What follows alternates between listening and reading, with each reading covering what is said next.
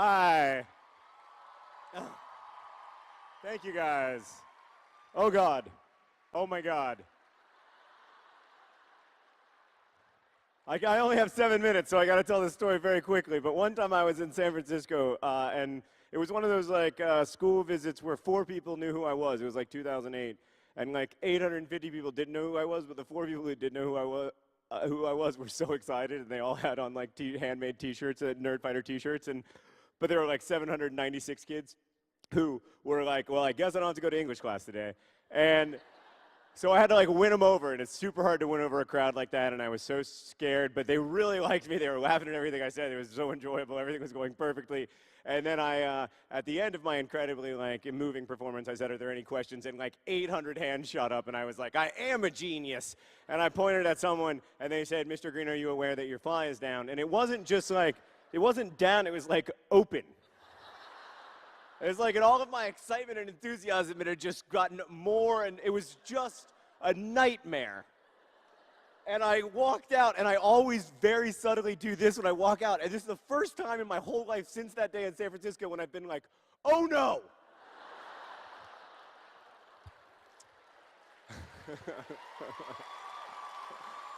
Oh man. So,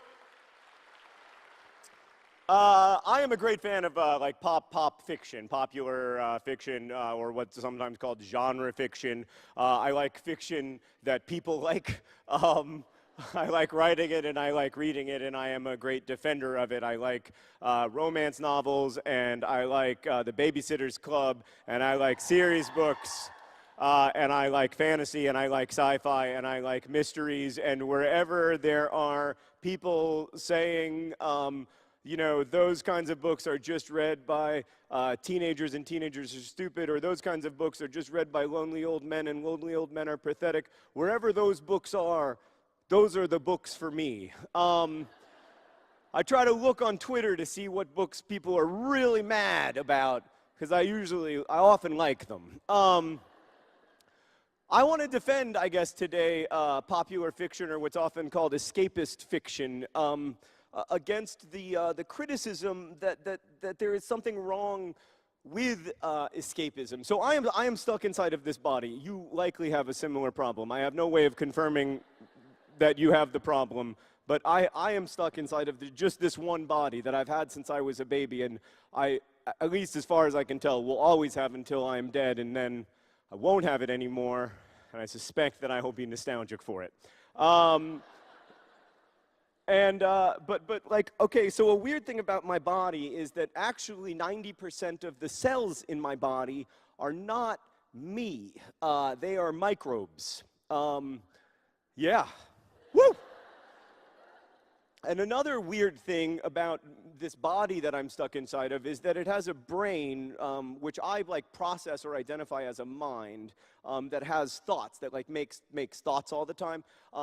I am sometimes in control of these thoughts, but I am often not. And that is a very strange thing to say, the statement, I am not in control of my thoughts.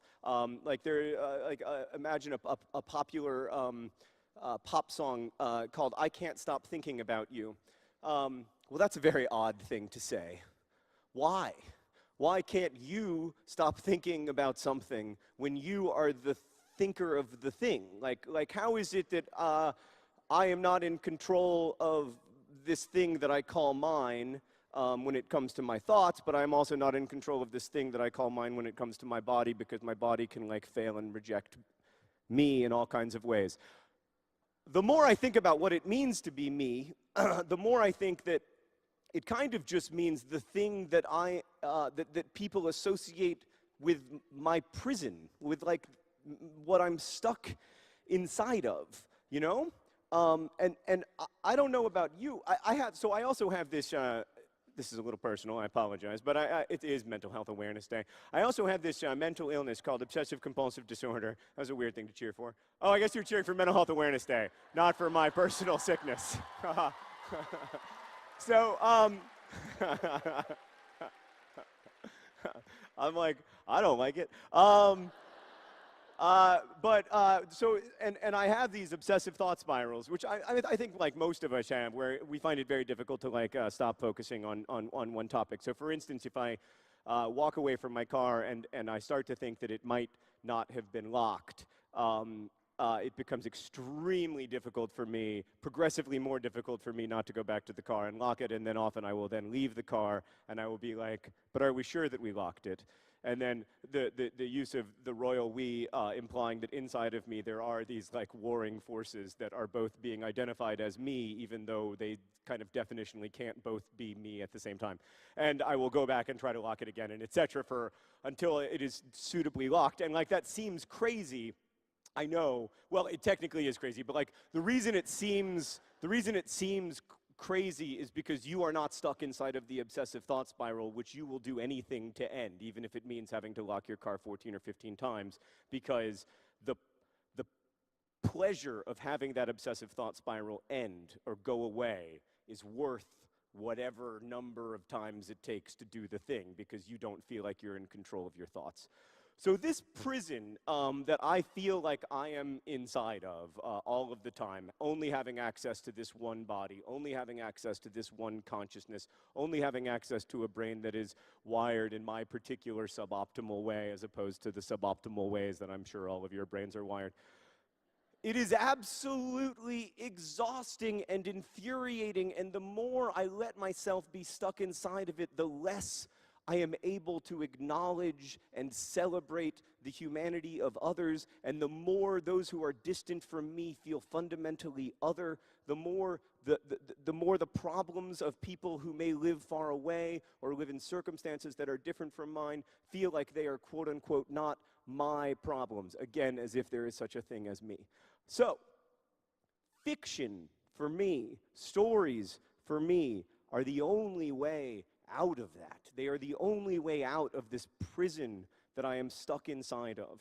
I can live inside the lives of someone else for a while when I'm writing or when I'm reading or even when I'm listening to Night Vale. I can live inside different bodies and different consciousnesses, not completely, I know, but at least in a little way. At least in a little way you can break out, and that is this incredible gift. It is also, however, the last thing I want to say, this incredible responsibility. Because we're here to celebrate stories this weekend, and it's awesome, and it's so exciting, and I don't know about you, but I'm having so much fun. But the thing that we